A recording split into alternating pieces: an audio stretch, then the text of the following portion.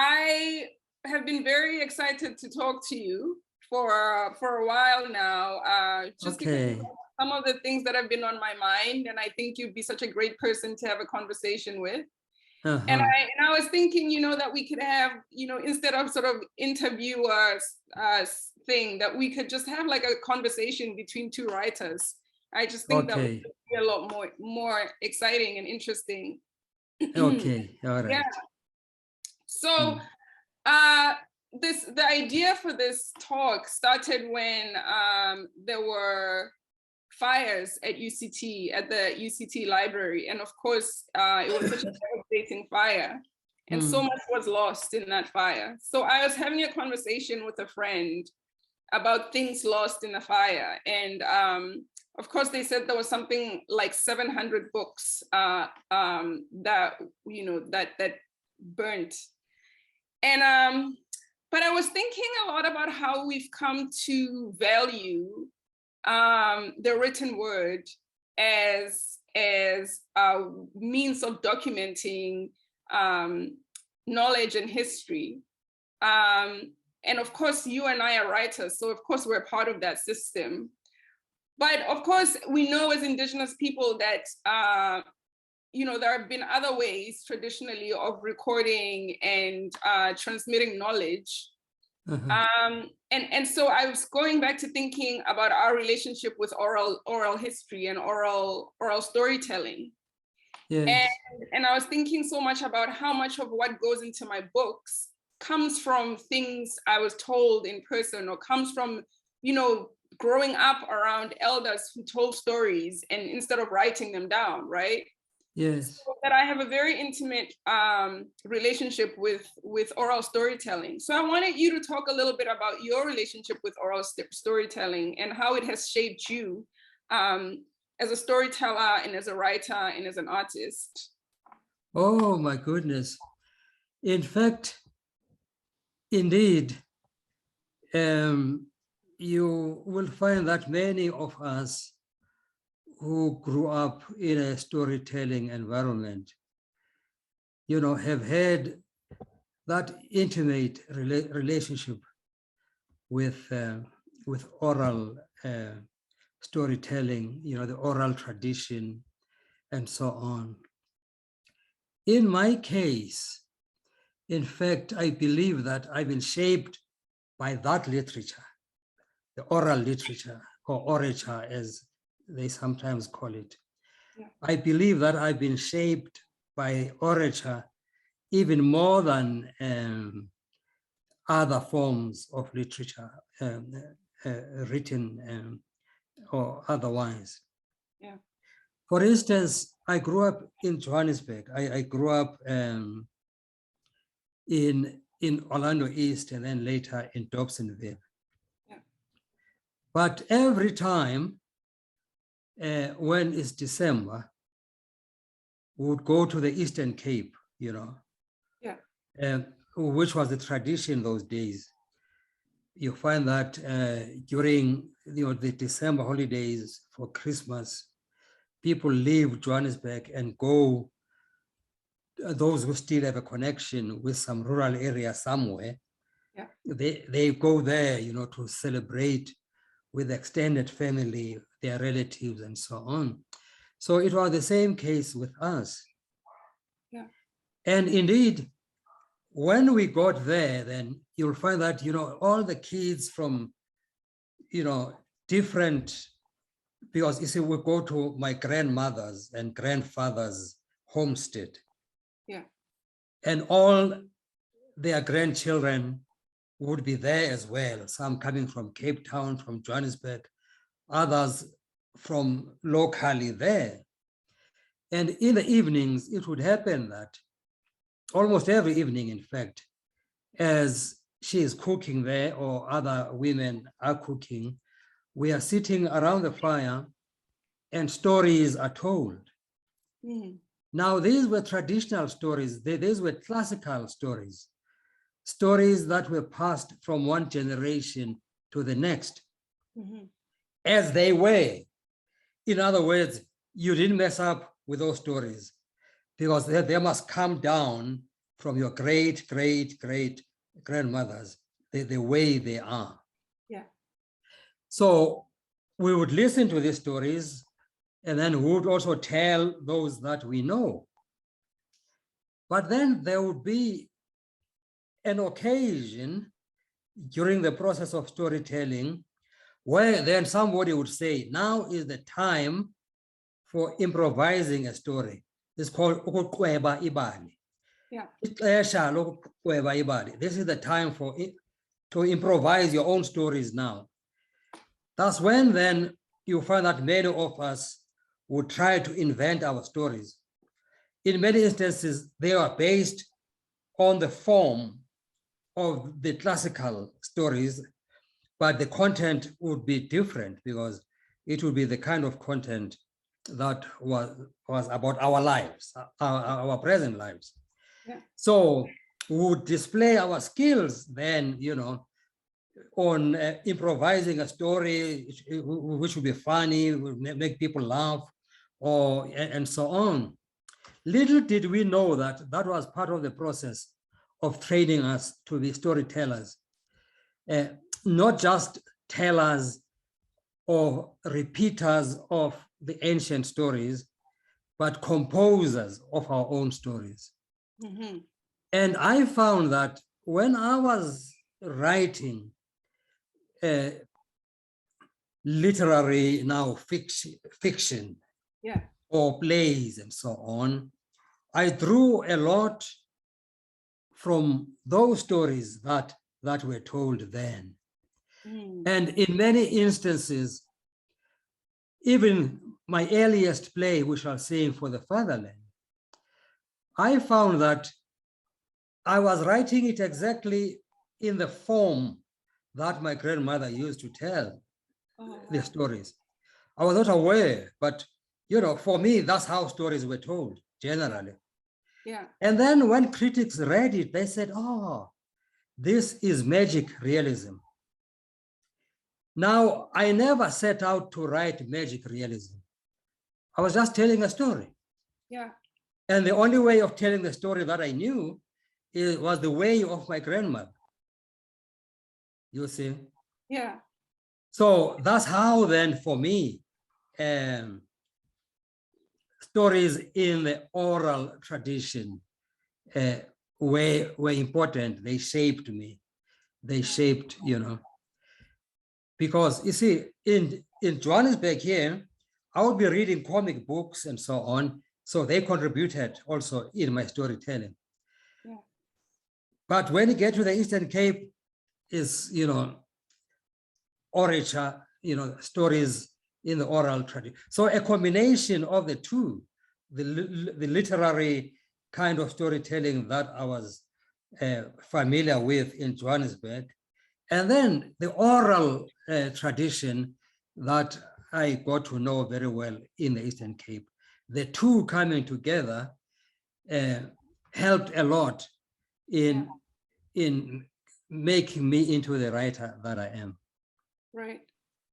Yes. I like that you say you didn't realize at the time that you were being trained as storytellers. Yes. And I think it's interesting that you say that, because we think of training as today, we tend to think of training as something more, within the confines of the academy, right? Yes. We don't think of ourselves as being trained as children. So this is a very interesting point that you make. I really like it. Yes, because of course, those days, even today, actually, if you go to the rural areas, you'll find that a lot of what children learn is through socialization.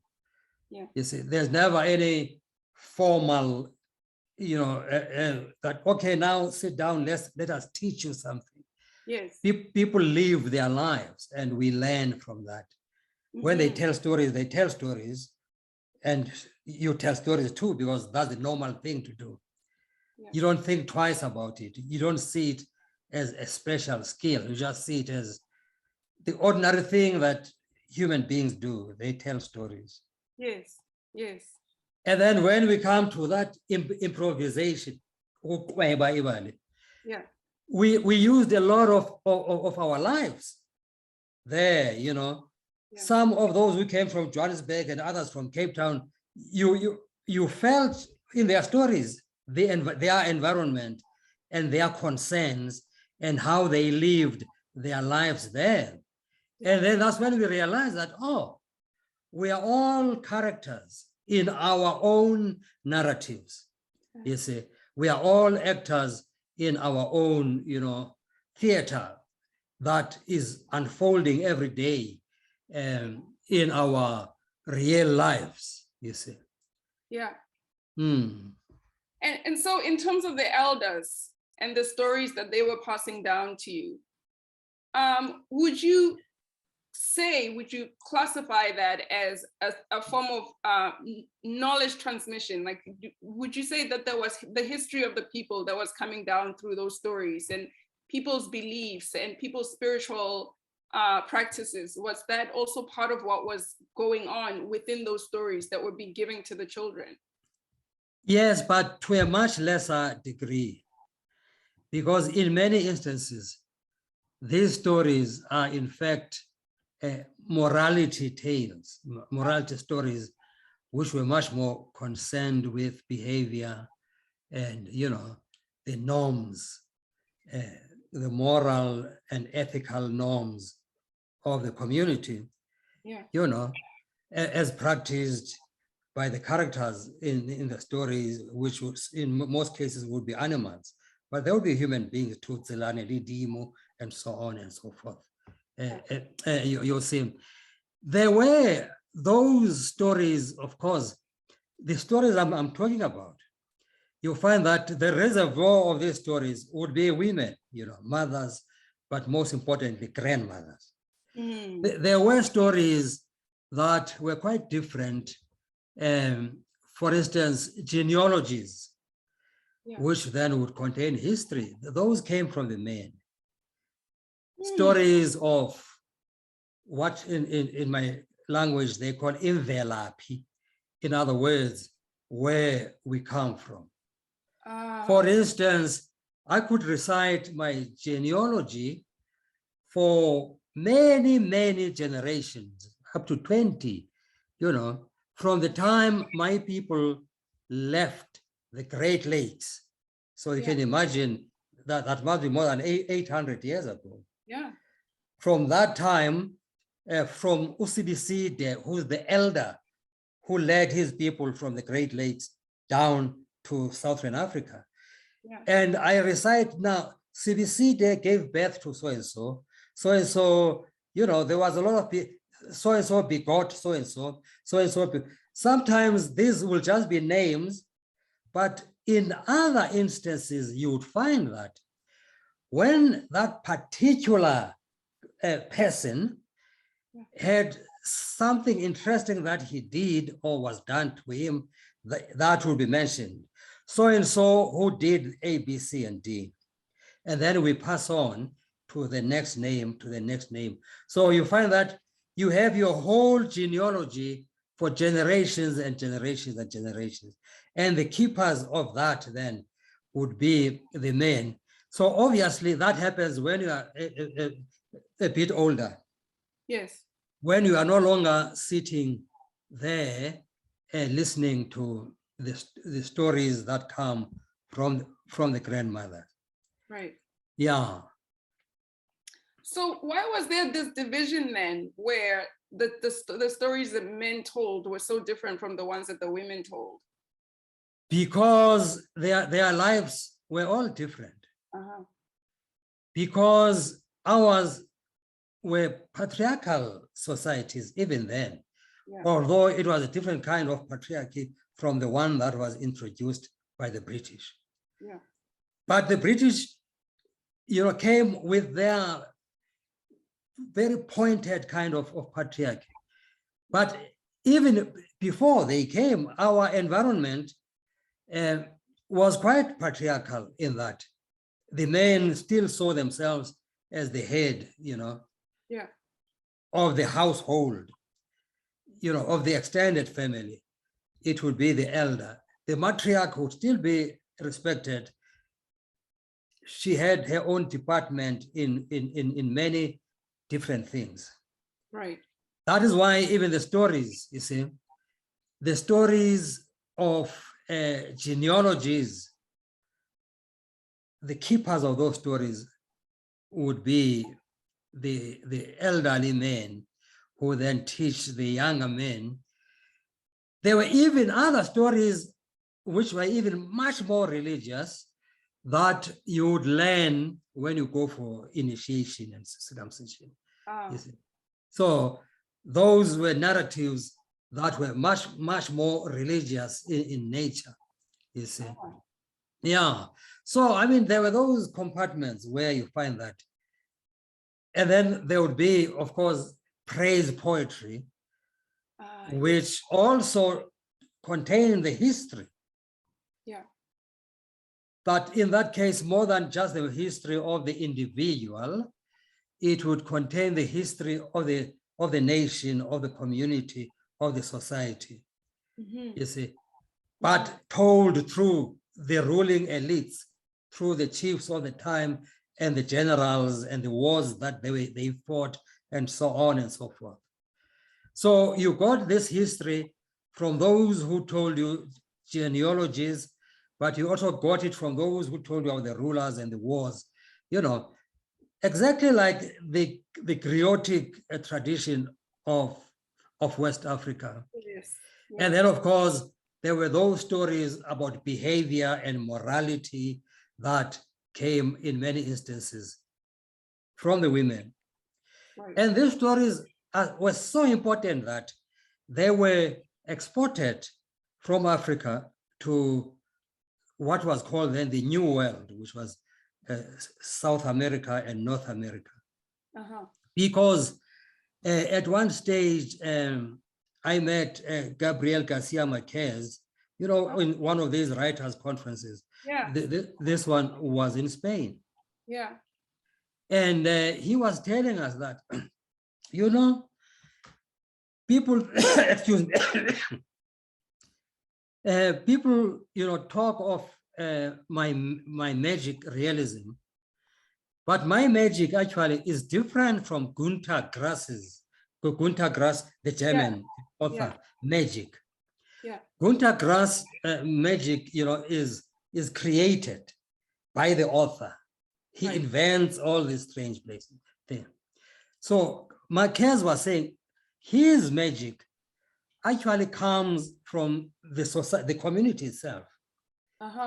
In that the traditions and the legends and all those things, the spirituality and so on of the people, when these authors use it, they write of it, and you know all those things are very magical, you know, those two. They write of the beliefs of the people as if they were objective reality. Which means that the magic itself is created, you know, by the beliefs of those communities. And of course, in Colombia, where he lived and wrote, you know, you have a very strong community that descended from the African slaves. Yes. So Marquez was telling us that his magic comes from his grandmother. And then he's asking us, now, do you guys know where my grandmother got her magic? Then he answers himself, says, my grandmother got her magic from the old African women, the African slaves who were brought to Colombia, you know, centuries ago.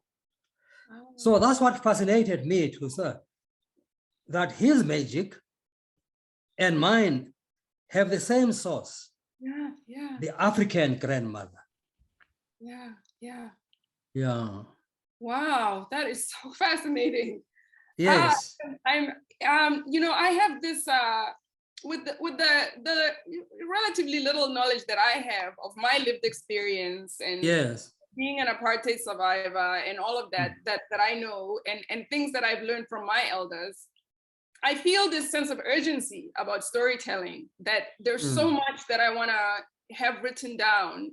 Yes. You know, before, you know, I'm unable to write anymore, whatever, you know, before I'm too old, I don't know. But so I wonder, with all this knowledge that you have from your elders, yes, and from your experiences storytelling in the Eastern Cape, I wonder if you sometimes have that sense of urgency as an artist, not just as a writer, but as a storyteller in all different forms, because you're an artist in many ways. You're not just a writer, but your storytelling takes different forms, right? You're a playwright, and so on, you paint. So do you have this feeling of kind of panic of because I mean, part of what I was thinking is people are panicking so much about the stories that are written, that are lost in books. And I wonder if you have this sense of urgency about the stories that you know, all the knowledge that you carry from all of that oral storytelling. Yes, but with me, you know, I write the stories. Yeah. Already. For instance, in my novel, Little Sons, the whole historical background of that novel is the story of my family. My great-great-grandfather, who was accused of assassinating a magistrate in Zom. And then there was a war there, you know, where the British wanted to capture him. Yeah. And his people fought against the British, but they were defeated. And then he had to escape with his people, with us, to Lesotho. That was in 1880, which is where he got refuge in southern Lesotho there. Yes. That's how we went to Lesotho in the first instance. Up to this day, there are all those Mdas there in southern Lesotho who are, you know, they call them Batepu there, you know, even though they're not related to the Tembus at all. So my fiction then is based on that. Yes. But I also write it in other forms as well. During COVID, among the books that I completed, because there was this lockdown that was happening then, was a libretto for an opera about my well, I don't know how many grades there, but it was in the 1700s when we calculate generations. Remember, I told you that we know our genealogy. Yes. So when we calculate that roughly, you know, a generation is so many years, and that is very roughly so many years. This was around the 1730, long before colonialism. Wow. My great-great-grandmother, whose name was Mamani, who was our people are called Amampondomise. She was a princess of the Amampondomise people. Yeah. And then, of course, when her father died, she insisted that she was taking over, even though that was against the tradition. When I say our cultures were patriarchal even those days, because only the male heir would be made king. Yeah. But Mamani insisted that she's going to be king. And this is history. And she was so powerful that she had a lot of the military class supporting her, because they believed, you know, in her magic. They said, this person has some aura, you know, about her. And indeed, she did become king, not queen, but king. Yeah. And then she demanded that she wanted to marry another woman. She had rejected many suitors, men who came, who wanted to marry her then. Yeah. And they were even wondering, what's wrong with Mama? Her younger sisters, both of them have been married, they have children and so on. She's rejecting everybody.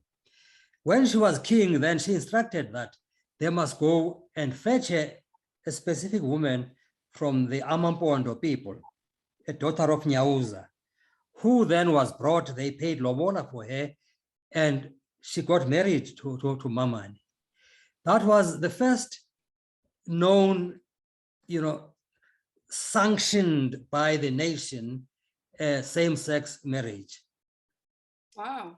So I wrote this libretto for opera. Yeah. And I'm working with two composers now. One here in Johannesburg, Florence Masebe's daughter, who's a concert pianist, but a very good composer. Another one who's a descendant of this very same people I'm talking about, who's a lecturer in New York, the Manhattan School of Music teaching. And this will be done by the Cape Town Opera, jointly with the Baxter Theatre and the UCT School of Music. You see, right. Wow. In preparation for a festival in July next year. Wow. So that story, that lesbian woman was my great-great-great-grandmother.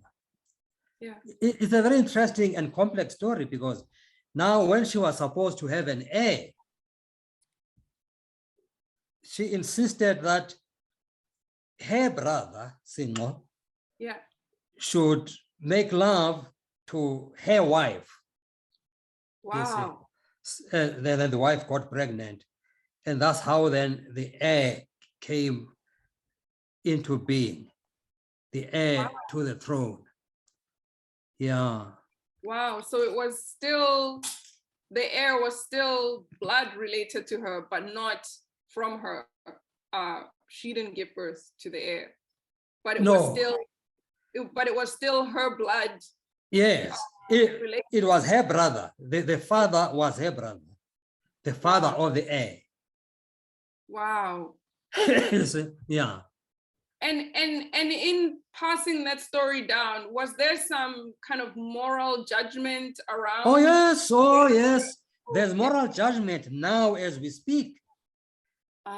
Because you see, fortunately, you see, these stories are kept by our storytellers, our imbongis, and so on and so forth, who then passed it. There's a white man in Grahamstown there. I just forget his name, Schwab.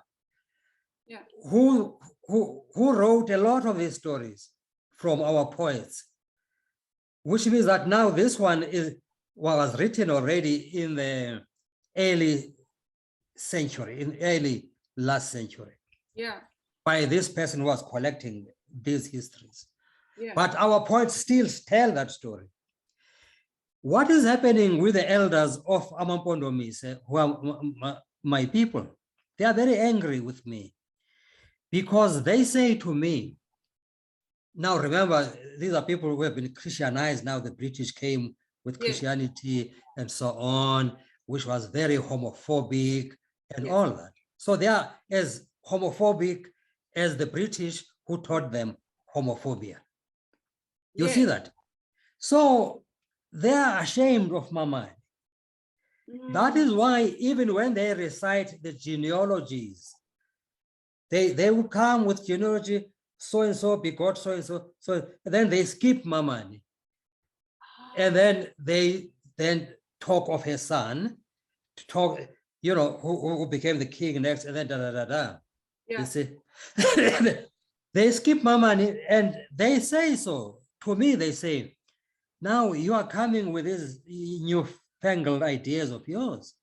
Why do you think that we no longer recite Mamani's name in our genealogies? It's because Mamani shamed us. You see, you are embarrassing us when you bring these old stories that we would rather forget. Right. But of course, history does not forget, you see. No, of course. So I tell them that, you know, for me, I see Mamani as a hero, you see. Yes. And you should not be ashamed of your history, because that's where you come from, the good, the bad, and the ugly. Yes. And of course, for me, Mamani falls under the good rather than the bad or the ugly. Yeah, yeah.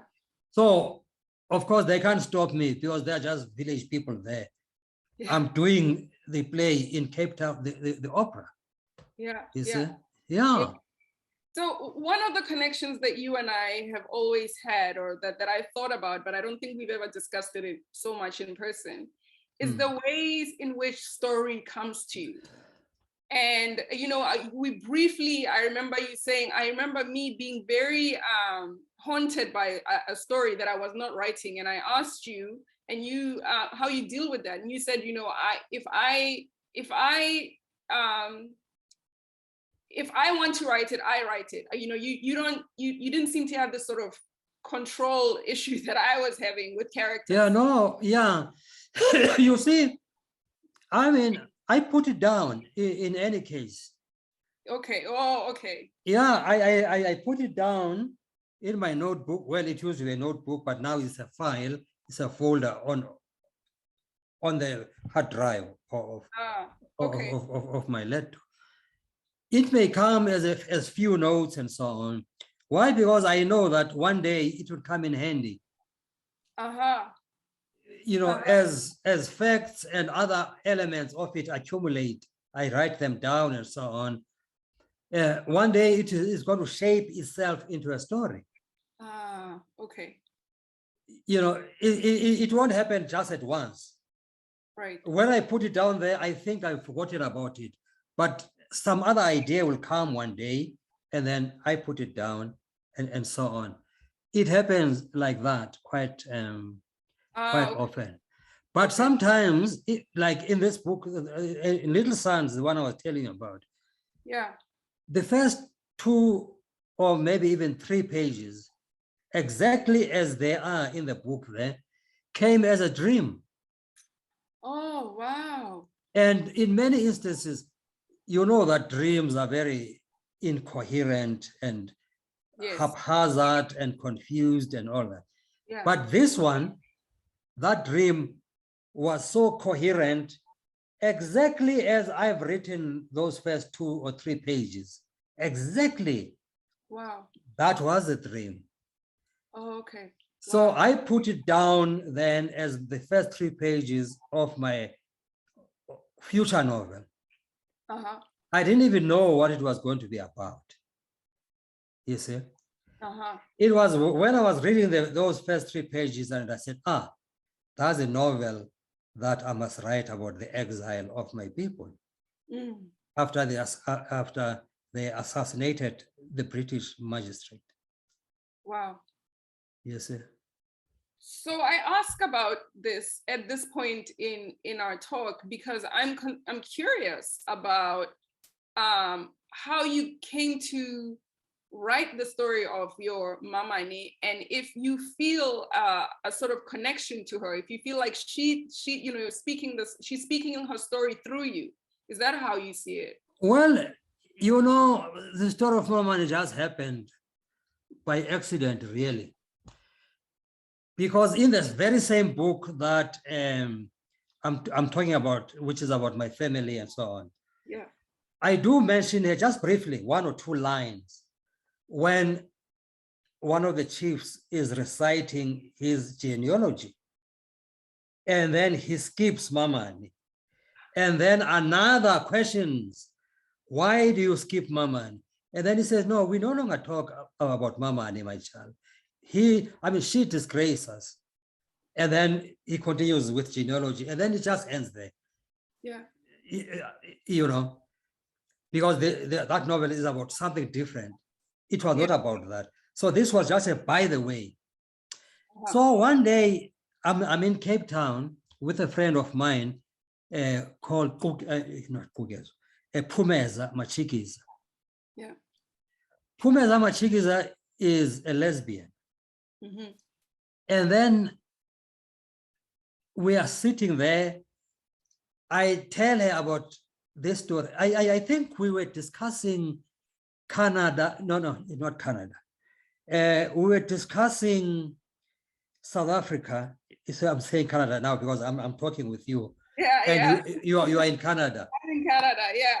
She's based in Europe herself. That's where she sings. She's a soprano. She's one of the famous sopranos there. She's based in Germany, in fact.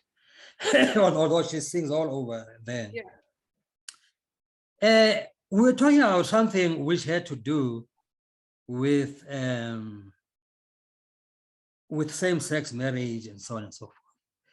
Then I said, do you know many people don't know that as early as the 1700s, there was a same-sex marriage that was recognized by the political order of the time in the Eastern Cape. So I tell her the story of Mama Ani then. Then she got fascinated by this. She says, why don't you write it as a libretto? And we'll get a composer and so. That was many years ago. Yeah. I kept on promising her, oh yeah, I'll write it. Because she said, that's a role I could play of Mama. You see. Yeah. Make her a soprano when you write that libretto. Oh, many years passed without my writing this. It was only during COVID. I said to myself, I've written a novel during this COVID and I've painted many paintings. I've written another book, Arula, a journey into 10 ancient African civilizations. Yeah. What else should I be writing now? Then maybe I could write Phumeza's opera about my great-great-great-grandmother. Wow. Then that's when I said, now is the time. I've been promising her. I think she has given up on it anyway, but that's fine. If she no longer wants to do it, we'll do it elsewhere with other people. Because it won't rot, it won't decay. Yes. I can write it and put it there. One day somebody will do it. That's when then I sat down to write this during the COVID lockdown, to write this libretto. Yeah. After I'd finished it, then I thought, there we have a libretto. I sent it, she was the first person I sent it to. Now she had her own stuff going, Yeah. Because that's the time also she was having the spirits and unatwasa, that's the word is used in our language. Yeah. I don't know because it's one you use the same word, okay. Same word, yeah. Yeah, because I think the Kagiso is the same. Yeah. Because Akiri Watsawa, she ultimately became a traditional healer now. But still, singing her opera and all that. Yeah. She never responded about that, even though she had been chasing me for it. So that's when then I put my team together. You see, I put my team together here in New York, and then in Cape Town, Baxter Theatre, Cape Town Opera Company. Yeah. Yeah. Wow. They might still get her. I mean, if she's still interested. Yeah. When they cast it. Right. Mm. So one thing this really leads into my next question. It's one thing I really love talking about, and I don't think everybody does, but I'm curious about your thoughts on this. So I once spoke to a Sangoma, a traditional healer, in South Africa, who said, we were talking about healing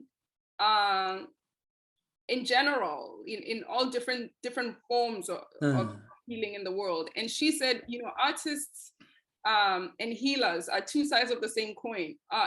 Artists are healers, but it's just a different kind of healers. You know, sangomas are one kind and artists are a different kind. And so I think, as you're telling me the story, yeah, Mamani, I'm thinking about how the work that you're doing, putting her story back into the family story is actually, to me, seems like healing work, because she's been erased. Yes. And to me, it seems like this is sort of generational healing work that is being done by you at this point. Do you think of it this way at all? Well, you know, I never really thought of it that way, although I've been told so. What you are saying. You see, I think another thing which made me never to actually think about that seriously is the fact that since high school, I've been, you know, fluctuating between being an agnostic and being an atheist.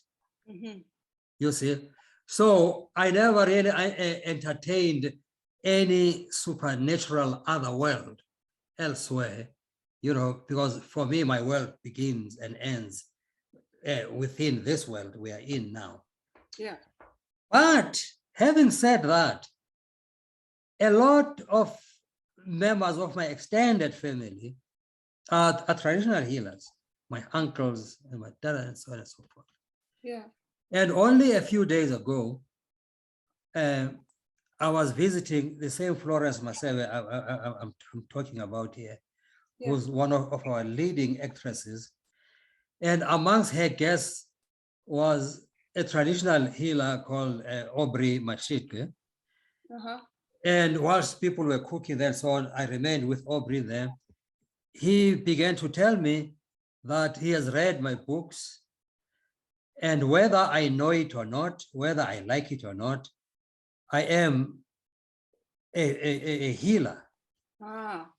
But instead of healing the way he does with his traditional healing skills and so on, I heal through my writing. Yeah. And then he says that not all writers are healers. There are some who are, there are some who are not. And he's able to find that when he reads somebody's work, and there are those strong elements of healing. Yes.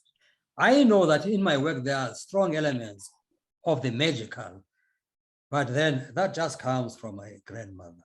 Yeah. You see? But then also I know that even in the Western sciences, I know that the so-called father of psychotherapy, Freud, yes, once wrote that all artists are neurotic. Well, of course, we no longer use that word neurotic. We have different words now, names. Yeah. Because the neurosis was a general term they use for many different things. Here we use, clinical depression, we use GAD, this anxiety, we use bipolar. During Freud's days, all those were just neuroses. Yeah. So he says that all artists are neurotic, but instead of manifesting their neurosis in antisocial ways, they create art. Yes. So you see that even then, in the Western sense, they came to that conclusion. Yes. They came to the conclusion that because you see, there's sangomas and all those people, they are part of that neurosis in quotes, of course. Yes. Because that's not how they see it themselves as neurosis. Yeah. They are part of, they are psychologists. These healers encompass different disciplines in there. They are religious priests and shamans. They are psychologists, but they are also medical people, you know, in the physiological sense. Yeah. It's all in that sangoma or that healer and so on. Right. You see. Right. So they do a lot of Freud's work themselves. Yeah. You know, in the African tradition, rather than in the Western tradition of Gugu and so on. Yes. Yes. Yeah. Because so you know, some of these things, of course, I mean, they are far, you know, there are things I've never really put my thoughts into them, but they are there. You see? Yes. Yes. I mean, the way I see that's the way I interpreting your journey with Mamani, and that you are now healing this thing that has been done, which is that she's been erased, and you are now putting her name. And you know, one of the things that there's a Canadian writer of Ghanaian descent, and her name is Essie Adujan, and she has recently. Oh yes, no, I know of that, right? Of course, she has recently written a series of lectures, mainly, you know, doing what one might call sort of resurrecting ghosts or something like that, like just really speaking of the forgotten, the people in, you know, Black history. I mean, the history of Canada, Black people in the history of Canada who have been erased from the story of what the country is. And I believe that that's healing work. And I think, you know, there are many different ways of it, understanding healing. And I believe that, you know, saying one of your ancestors was saying she was here, she existed, and she mattered is a form of healing, healing that line. Exactly. Yeah. Yeah. So we don't have much time left, but I could talk to you for about 5 more hours. Maybe I'll just ask you.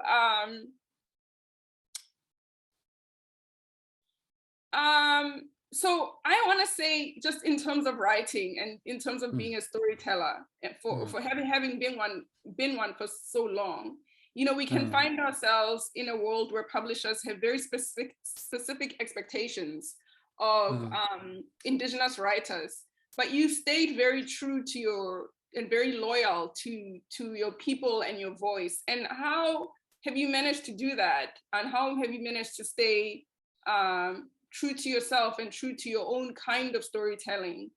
Do you think that a bit of distance from South Africa has helped you do that? Or do you think that's just who you are and how you write, and you could never be swayed by the expectations of publishers? Well, I think for me, it really doesn't matter where I am. Yeah. A lot of the books I've written elsewhere, you know, in Europe or in America, Ways of Dying, I was in America, Madonna of Excelsior, I was in France. And so it really doesn't make any difference, because I carry my South Africa with me. Yes. Yes, it's the baggage that I carry everywhere. So I don't have to be physically here. Well, I happen to be here now. Yeah. And strangely, ever since coming here, I don't have the urge to write anything. Yeah. You see? Yeah. Because I'm, in this milieu, you know. When I'm sitting there, I'm you know, I'm able to then to, and you mentioned distance, that also does help in my case, you know. Yeah. That, so yeah, it happens like that, really. There was a second part of your question, which I forget now. How you managed to stay loyal. And then with the publishers and so on and so forth. Well, with publishers, fortunately, there's never been any problem with that because I write exactly what I want to write. Yeah. My work is only edited for what is known as copy editing, typos, what, oh, you have used this word wrongly here, it means this or that, that sort of thing. Yeah. It's never edited for the story or the structure. Why don't we take this chapter and put it here and that one? No. It's published and it's always been like that from day one of my writing. It's published exactly as I wrote it. Yeah.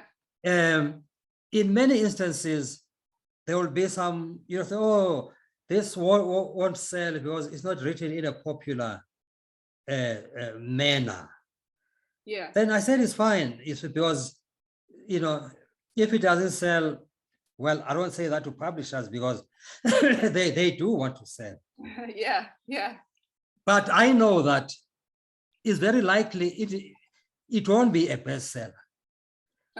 But I know already that I'm not a bestseller kind of writer. I am a critically acclaimed writer, but not a best-selling writer. So the two have, okay. Yeah, you see. Yeah. So for me, that is enough, to be critically acclaimed, even if I'm not a bestseller. Yeah. Then, of course, I'll remain poor, but I'll be rich in other ways. Yes. Yeah. That's very helpful for me as somebody who also considers herself critically acclaimed, but not a bestseller writer. Yes. It's helpful for me to hear that. There was a time when I thought, oh, I'm going to be such a bestseller, and then I'll be a multimillionaire and all that. I'll buy my own jet. That never happened. I knew that immediately. Immediately, I was published in America, and I was selling mostly, to elite readers, and then to universities and things like that. My work is prescribed and all that. Yeah, no, bye-bye wealth. I'll never be rich, but I just have to live with that. Why? Because I would rather write the books that I'm writing because they live, for much more generations than the popular stuff. Yes.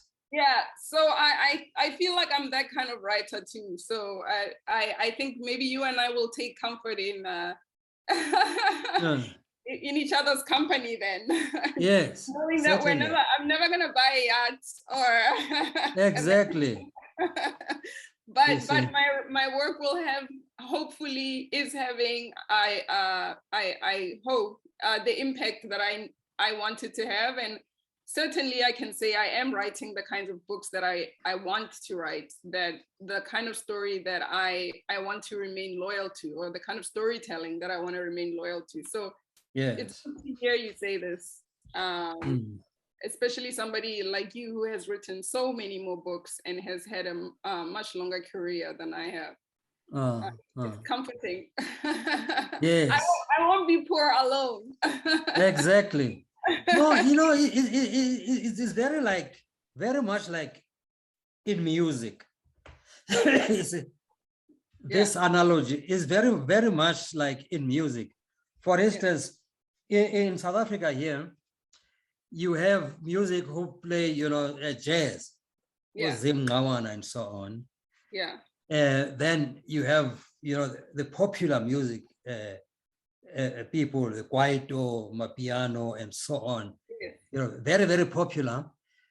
When they drop a CD or whatever, these popular ones, it sells in thousands and they make millions. Yeah. Within a very short space of time. And within 6 months, it's out. Yeah. A new one has come in again.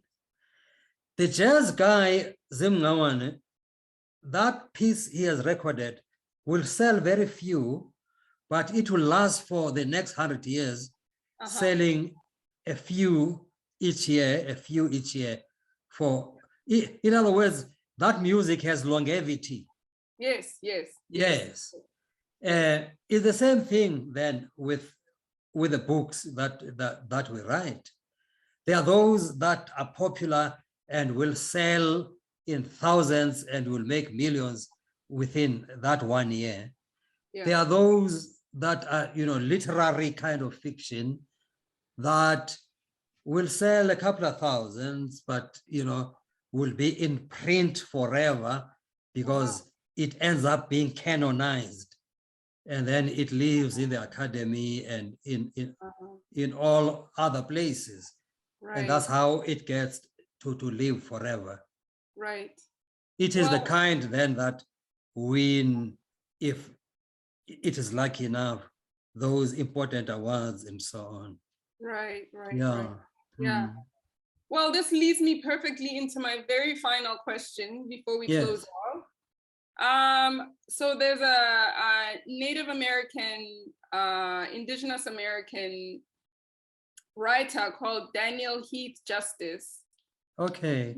Who writes about the importance of Indigenous literature and Indigenous ways of transmitting stories. Yes. One of the things that he says is we need to learn to become good ancestors.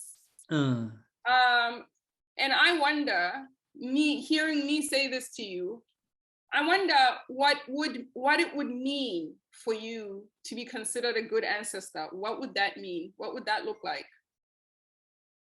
Well, I don't care about being a good ancestor. I'll be dead. Okay. I'll be dead anyway. But then my work will speak. Yes. For me. That question is very similar to the question that interviewers like to ask here in South Africa, for instance. They like the question, what do you want to be remembered as when you are gone? What do you want people to remember you as, and all that? I always say that I don't care what people remember me. Well, why should they remember me anyway? You see, I don't care about being remembered. They must remember my work, though. And I think for me, when I ask it, it's not about being remembered. It's more about what kind of impact do you hope your work has had? Because however, I don't have control over how I'm remembered. I don't care either. But then even the impact, my darling, the impact you do not know. You have no control over that. You see, you completely have no control. You know that your work does things that you never even thought it would do. I've had people come to me and say, hey, this book, Ways of Dying, changed my life. Now, I never wrote Ways of Dying to change anybody's life. I was just telling a story. But there, it has an impact which actually scared me that, oh my goodness, do you know what it means to change somebody's life? That's very big. You don't even know this person, then there you go, you change his life. So I had no intentions of that. Then that's when I concluded that whatever I've done and left behind will do what it does.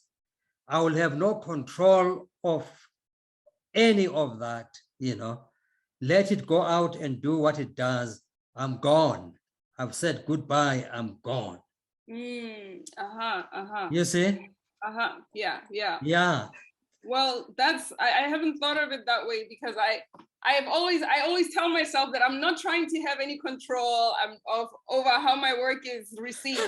But when you put it that way, I'm thinking, well, maybe I still am trying to have some control over how it's received. So it's a very there's nothing wrong with that, wanting to have control how it is received. Then you'll be responding to critics when you feel like, oh, they are misinterpreting me here. Let me correct this. So you get tired of that. Yeah, that's not work we want to be doing. No. Because you'll be misinterpreted anyway. Yes. Whether you like it or not. Yeah. There will be those who love your work. Sometimes they love it because they are misinterpreting it. You didn't even say the things they think you are saying, which they love, and so on. And sometimes, they hate it because they misinterpret it again. But all that doesn't matter because you have no control over it. How a person interprets that work, you are no longer there now. Right. It is now their story. Right. It's no longer yours. It is theirs.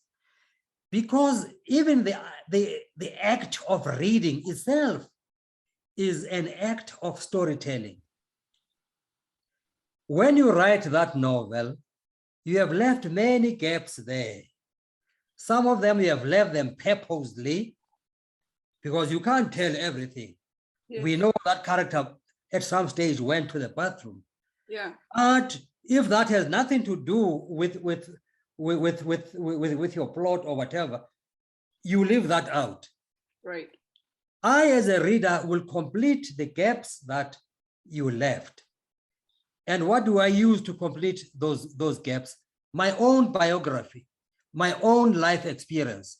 That's what I use, which means that I take control of your story and fill the gaps with my own experience, my own story, and then I become a co-storyteller with you, you see. That is why my interpretation of your story will be different from somebody else's and another person's and so on. We each bring our own biographies into that reading, and then we make it our own story. That is why in many instances, we make you say things you even never thought you were saying in that story. Right. It's because we have brought in our own life history, our own biographies into your story, and we have made it ours. That's what a reader does. That is why a story, for instance, that tells everything, that has no restraint, the reader finds it boring, even if it could have been an interesting story. Right. Why is it boring? It's precisely because that writer has deprived the reader of the joy of filling in those gaps, completing the gaps in order to be a co-creator of that story. Okay. Yes. I really love that. I don't think that we think of ourselves as co-creators of the story when we're reading, but I think it's very true. I think, of course, it is. Of course, we bring our own selves and our own experiences into our own reading experience. So, yes. Yeah. Wow. Well, Zakes, affectionately known as Zakes, yes, as we all call you, it has been such a pleasure talking to you. I'm so happy that we could find the time to do this. Right. Next time I hope we meet in person and continue the conversation or have a different kind of conversation. Yes, yes, indeed. So thank you so much for joining us from South Africa, from Johannesburg. And it's a pleasure as always. And I look forward to seeing you in person, hopefully soon. Definitely. Yeah. Okay. Bye-bye. Bye. Yes.